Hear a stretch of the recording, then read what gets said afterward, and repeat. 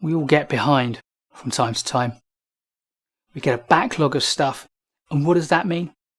It means that we're constantly worrying about the stuff we haven't done rather than focusing on the stuff that we're doing. It brings us down emotionally. It eats away at us psychologically. That huge pile of stuff makes us less efficient in the work that we're doing, and it keeps on growing. So in this video, I want to give you some advice about how to handle your backlog.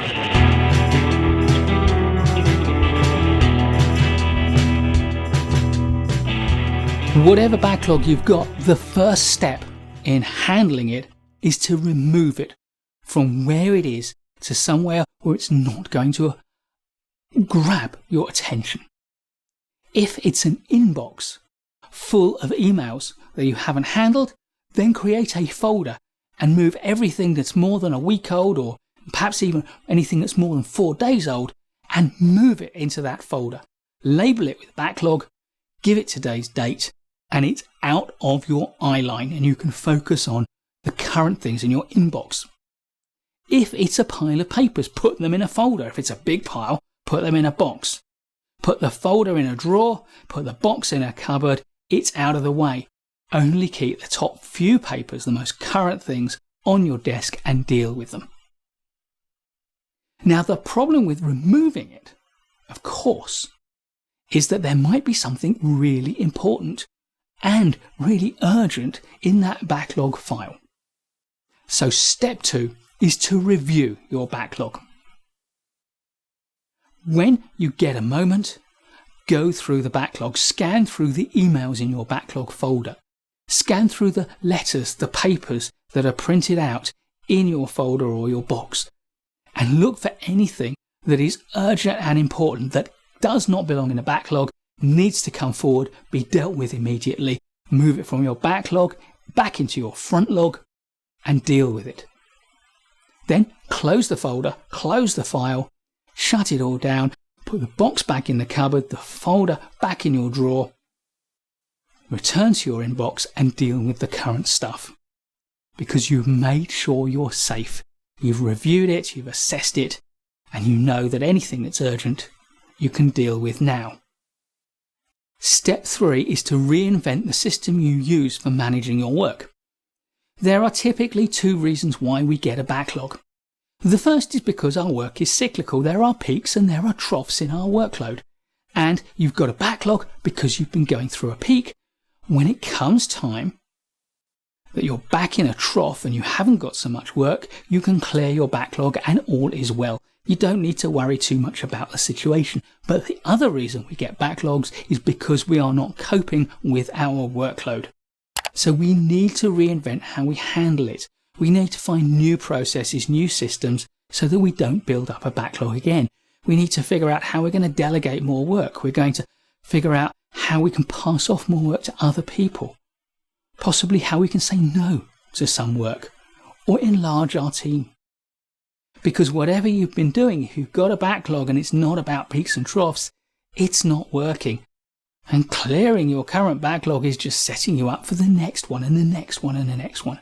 Generate a new system, a new process. And if you need to, ask for help. Go to your manager, your supervisor, your boss. Let them know that you aren't able to cope with the workload and get their advice, their guidance, and their support. Once you know that you can handle your current load and it's working and you're managing your current load, the last step is to reduce your backlog and ideally to eliminate it. And we do this not in one big go, unless you've got a chunk of time, but in little bits. Perhaps in the 15 minutes before lunch or the 15 minutes before you go home, but certainly not in prime working time when you're at your most energetic and you're most creative.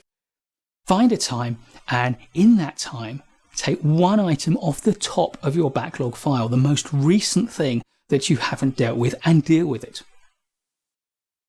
If you've got a bit more time, you can do the second thing.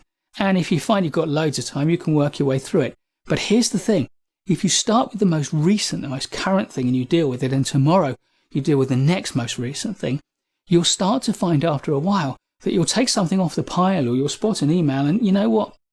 It's been so long you don't need to do it. You can either dispose of it or archive it or file it. For each of those things that you take off your backlog, you will of course have 5 things that you could do with them. And the first of those is to drop it, to not do it, because it's no longer important, it's no longer urgent, it's time expired. Just delete it, archive it, or file it. The next thing you could do is diminish it. And by that I mean, look at what there is to do and ask yourself, do I need to do all of it? Do I need to follow all of the standards that I would normally apply, or can I do less? Can I do it to a lower degree because time has passed? If you can't diminish it, maybe you could delegate it. Maybe you could ask someone else to do it. That way you can develop colleagues, develop team members, enhance their skills, give them meaningful, worthwhile work, and reduce your own workload. Another possibility is to defer it. Now, it's in your backlog, so I'm not saying put it further back in your backlog, but what I am suggesting is that some things, if you schedule them to a specific time, you can actually make time to do it properly and in your own time. It becomes a managed task. And only if you can do it quickly, efficiently, effectively now, there's no opportunity to delegate it, there's no opportunity to diminish it, or it's not appropriate to drop it, only then should you just get on and do it. So, a simple 4-step process for managing a backlog. First, remove the backlog from where it's grabbing your attention to somewhere that allows you to focus on your current work. Second, review it to make sure there's nothing important that needs your attention now. Then to reinvent the system so that you don't end up with another backlog in 6 months' time. And finally, reduce your backlog incrementally, a bit at a time, day by day. With that process, you can get rid of your backlog and you can be in control of your work and, crucially, be able to dedicate all of your attention, all of your focus to being productive and getting today's work done. Please give us a thumbs up if you like this video. There's loads more great management courses content to come, so please subscribe to our channel and hit the bell so you don't miss any of it. I'll look forward to seeing you in the next video, and in the meantime, keep learning.